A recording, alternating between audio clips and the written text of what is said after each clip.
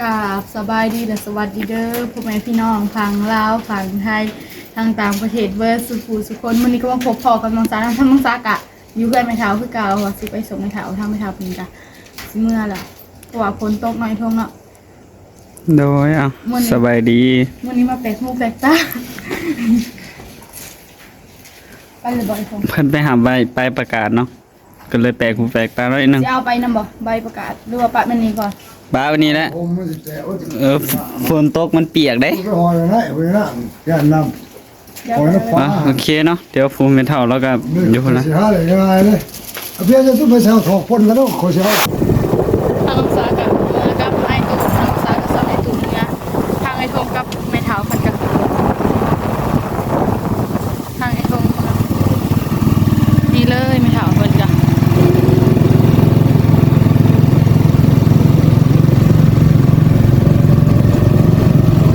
บรรยากาศฝนยิบแน่ตอนนี้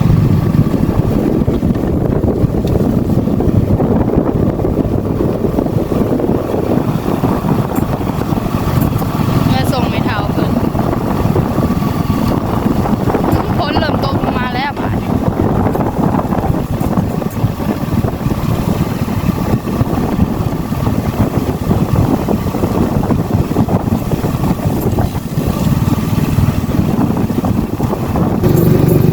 ทงก็ไม่เท่ากัน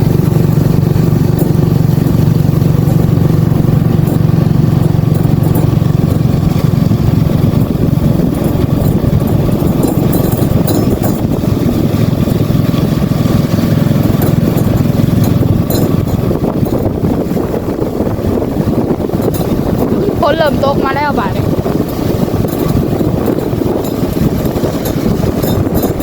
บนทางเปื้อนเพราะว่าฝนตกแห้งมาที่นี่แล้วมันก็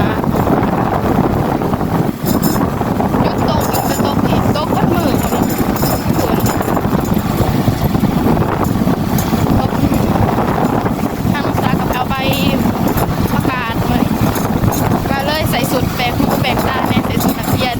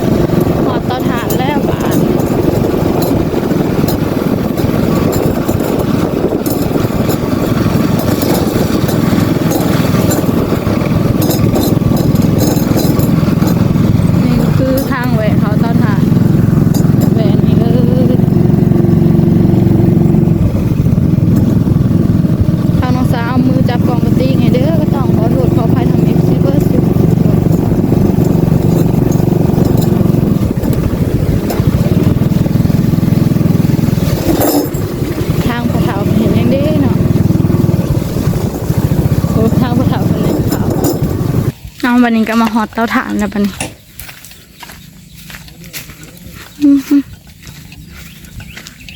ตูบพอเท้า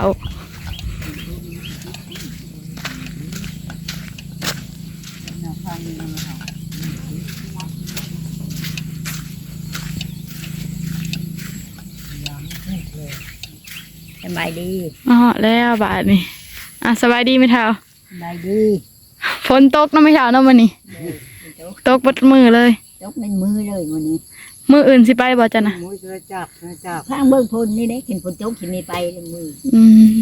พี่ง้อบันมานั่นเลยย่างไปเถอะ พอเท้าคือหนึ่งขาวบ่พอเท้าสบายดีพอเท้า สวัสดีกำลังอยู่ต้นไม้อยู่เลยนี่ ต้มน้ำไหม้บ่จะหาน้ำไหม้บ่บ่คือหาหน่อยแทนแฮะ พอแล้วทำนี่คนเดียวเนาะชามดูชามยอด หาอยู่ไสบ่เท้า ใครมีแนวขังนี่ขังเลยนะ แม่นเพราะว่า อันนี้ก็พื้นเปียกเนาะพอเท้าเนาะดังไฟก็เปียกติด เมื่อก่อนไปมั่งเอาสมบัติสอง อื แผ่น ม จังแค่ก็พอแล้ว มันนักเลยมันฟ้าแล้วมันนักเลย ตู่พอเท้า แผ่นแล้วก็มาเฮ็ดนี่ได้เยอะ พอได้ เอา อันนั้นค่อยกะย่างเยอะกระเบื้องไงมันคือเพล สอง งแผ่น มีแก่ เบิ้งมันสั้นได้ ท่านเนี่ยกระเบื้อง สั้นอยู่ได้ สิแก้พื้นมื้ออื่นบ่พอเท้า แก้มืออื่นนี่เลย มื้อนี้คนออกมาเมียนเบิดละ แก้เอากระเบื้องไม่เท่าไปเฮ็ดข้าวใกล้เพื่อนแก้มืออื่นนี่เลย อืม ข้าวไก่ด้วยค่ะ กระเบื้องกู ที่ไปจุดครั้ง คือตู่พอเท้า ที่สองแพร่ก็ได้นะ ผู้ขึ้นผ้าขึ้นพ้นสิติดอยู่บ่เนาะพอเท้าเนาะ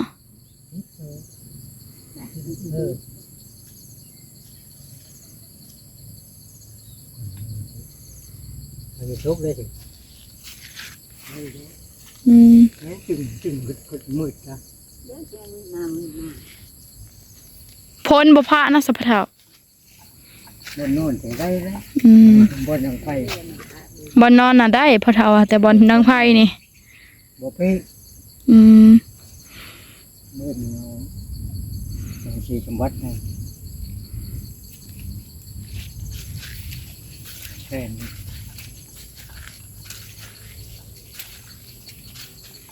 บรรยากาศเอาไม่เท่านักษากะสิได้เมื่อเพื่อนไม่เท่าคือเก่านี่แหละมันนี่ก็ไปพบพ่อกันอยู่เพื่อนไม่เท่าเด้อบัดนี้ก็มาหอดดินไม่เท่าเลยไอ้ทงจับกล้องให้นี่สิไปเอาใบประกาศ มืดเนาะ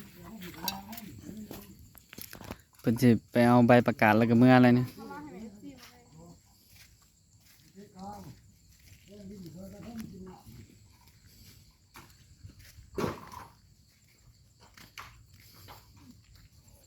ทำการเทเนาะมื้อนี้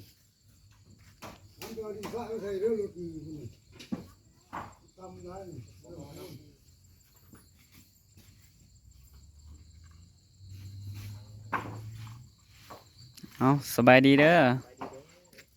ขอ ครั้งแรกได้ถ่ายเอาทางบ่อลัน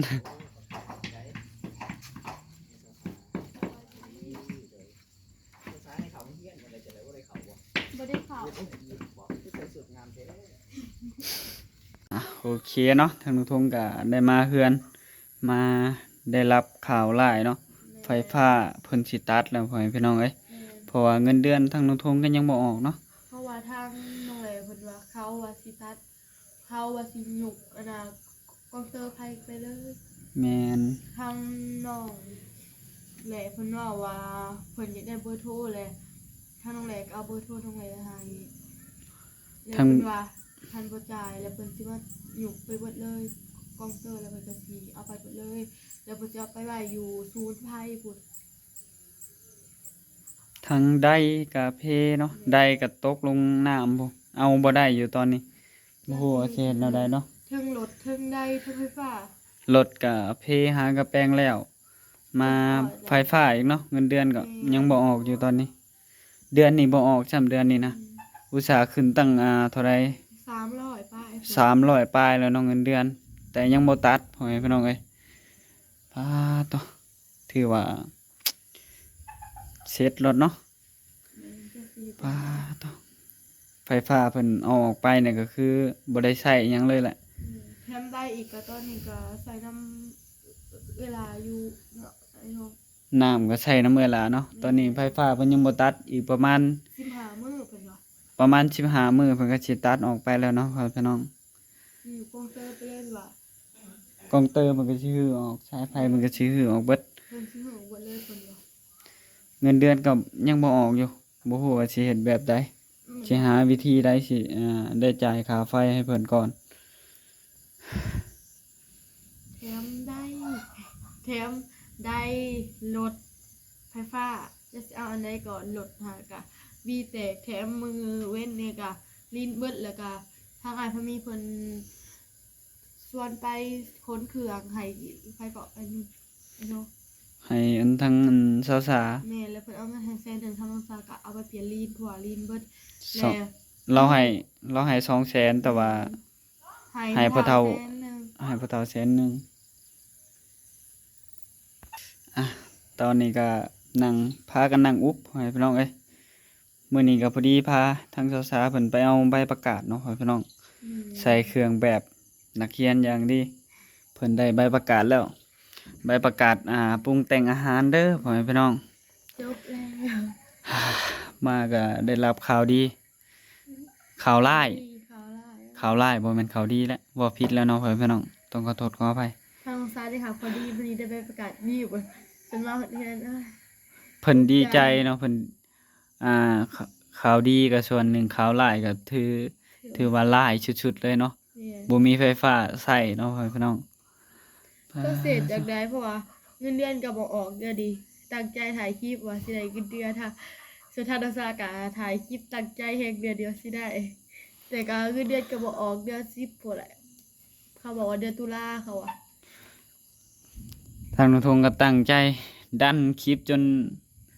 ว่าสิออกเดือนนี้เนาะว่าอยากจ่ายค่าไฟฟ้า แต่ว่าบ่ทันเนาะมันมาก่อนค่าไฟฟ้ารอบใหม่ แม่นเขาตั้งใจแบบบ่ได้หยุดเลยเฮ็ดเรียกแบบอันนั้นเลยถ่ายคลิปแบบว่าสิได้เงินเดือนแล้วก็สิจ่ายค่าไฟเด้โทยังทำมาอยู่แต่จักได้เขาก็อยู่คือเก่า แล่นจนเจ็บหัวไปแล้วทางนุทงก็ได้เมื่อยไปเลย เสียงจนเหว มื้อนี้ก็แล่นไปอันแก่อันนั้นให้ทางสาวสาอยู่พุ่นอีกเนาะ แล้วก็ไปเอาใบประกาศด้วยชมเนาะ ช่วงนี้ก็ฝนตกนำอ ได้ ยู่ ใบประกาศ แข่งฝนไปแข่งฝนมาเนาะผู้ใบประกาศ แต่ว่ามันบ่ค่อยแจ้งบ่ได้พ่อแม่พี่น้อง บ่แจ้งบ่ แม่น นี่เดี๋ยวสิอ่านสุภาพ ให้ทางศึกษาเพิ่นอ่านสู่ฟังก็ได้เนาะ อ่านหมดเลยบ่ อ่าน อ่านแค่เฮ็ดอาหารเนาะ แม่น นี่มันเป็นใบประกาศที่เขียนจบปลุกแต่งอาหารในเพิ่นเขียนว่าได้สำเร็จการศึกษาวิชาชีพระดับหนึ่งอ่ะ โหได้เป็นระดับ1บ่ แม่น อ่า คนเก่ง บ่ธรรมดาเนาะ อืม ได้ระดับ1 วีซ่าอาหาร การโรงแรมและท่องเที่ยว สาขาวิซ่าปรุงแต่งอาหารลาวหลักสูตรปกติ อ่ะโอเคพอแล้ว วัตถุดีแหละเพราะว่าใกล้หัดก็เป็นแบบวันเดือนที่เกิดเลยกับบ้านแล้วก็ซื้อน้องสาวเองเนาะถ้าน้องสาวกลับปฏิอาน โอเคพอแล้วสำนี้แล้วเนาะพอหอมปากหอมคอทางนุทงก็บ่มีใบประกาศอีหยังดอกมีแต่ ระดั ทาง บหนึ่งนะ เพิ่นปรุงแต่งอาหารจนได้ระดับ1ต้องถือว่าเก่งเนาะพ่อแม่พี่น้อง น้องลินสีไปเฮียนปะสิเอาบ่นี่คืออะไร โอ้เอาสบายดีน้องลิน น้องลินเพิ่นก็มาทาง น้องลินก็บ่อยากได้ใบประกาศเนี่ยบ่จบจากโรงเรียนนี่ฮะ อยาก อยากแต่ว่าบ่เรียน ถือว่าดีที่สุดเลยเนาะช่องเนาะที่ได้ โผน เนาะ เฮ็ดหน้าบิดหน้าเบี้ยวอีกโอ้ย ถือ น้อง ว่า ลิ ดีที่สุ น ดแล้ว น้องเป็นเฮ็ดยอกพ่อแม่พี่น้องเอ้ย แถมเป็นระดับหนึ่งอีก เดี๋ยวทางน้องซากะตั้งใจเฮ็ดของกิน หาวิธีขาไฟฟ้าเฮา เว้าพวกยิ้มเว่าเรื่องไงนี่เทคาไฟฟ้าแถมได้ก็ลงคำสั่งแต่บ่ฮู้ว่าสิเฮ็ดจังได๋เสียงน้องซาเห็นไปเด้อเพราะว่าแข็งฝน ทางน้องทงก็เจ็บหัวเลยนี่นะแข่งฝนมานำกัน มื้ออื่นอย่าไปแก้พื้นให้พะเฒ่าคือเก่าเนาะไอ้ทุ่ง แม่นแต่ว่าเรื่องค่าไฟฟ้านี่ก็เห็นได้เนาะ แม่นต้องหาเงินไปแต่เล็กๆน้อยๆต้องหาเงินให้มันทันก่อน15มื้อคันบ่คันฮอด15มื้อเขายังบ่ได้เงินเขาก็สิมายุบ เฮามีเท่าใดก่อนเลยตอนนี้ นี่น้องลินไปกู้ถอไปให้น้องลินไปกู้ถอ เห็นได้เฮาสิทันบัดนี้ กับเมืองกับการกะสู่ไปนี่แหละ ค่ะบนตัดไฟฟ้านี่เฮาคือสิบ่ได้ถ่ายคลิปให้แม่ FC ได้รับชมเลยได้นี่ นี่ เพราะว่าไฟฟ้าดับแล้วมันบ่มีหมองสากเนาะไฟฟ้าเพิ่นสิถอดกงเตอร์สายถอดลงเบิดเลยเนาะเพราะว่าทางนุทงก็บ่ได้จ่ายตั้ง2 เดือนแหละ3 เดือน ได้เงินมาก็มีแต่แบบแป้งโหลดน้อยทงแล้วก็ซื้อน้ำมันเนาะ แม่น แต่ทางซากับฮู้ดอกว่า ได้รุดได้จังไดไปเตาถ่านเมื่อวานนี้ทางน้องแหล่เพิ่นว่าปันเขื่อแล้วเพิ่นแชทหาทางน้องซาว่าเป็นหยังน้ำคือบ่ไหลวะมาฮอดเทือนแล้วก็ทางไอ้ทงเพิ่นก็เปลี่ยนปลั๊กน้อยทงเนาะแล้วก็เป็นจังไดก็ได้บ่ได้แลก็เลยว่าไปเบิ่งดูอย่าใส่ไฟขาดไปเบิ่งว่าใส่ไฟก็ขาดแล้วก็ดึงเสือกขึ้นมาแล้วก็บ่มีได้คิดว่าเขาหลักได้ไปตอนแรกๆแท้ๆได้มันอยู่น้ำท่อแล้วดึงท่อมาเลยน้ำนั้นมันดูดแล้วมันก็เลยเห็นให้ท่อรุดแล้วมันยังเหลือแต่ท่อแป๊บเด้ไอ้ท่อ มา แม่น ตอนดึงตอนแรกคือว่ามันอยากขึ้นอยู่แต่ว่า แม่นแต่จะมีอีหยังดูดนี่อ่ะมันหนักอีหลีเลย น้ำบุ่น น้ำมันดูดเด้แรงน้ำเพราะว่าองเด้แรงน้ำมันดูดให้ได้นักเลยท่อสายยางน้ำมันรุดน้อยเท่านั้นเพราะว่า แม่น มันหอดบ่นักแค่มันทับน้ำหนักได้ก็บ่ได้เนาะไอ้ทงคืนนี้พากันแปลงไรโจนเด็ก10 บุก 11 บุกพู้แล้วก็เฮ็ดจังได๋ก็บ่ได้ก็เลยไปต่อน้ำทาง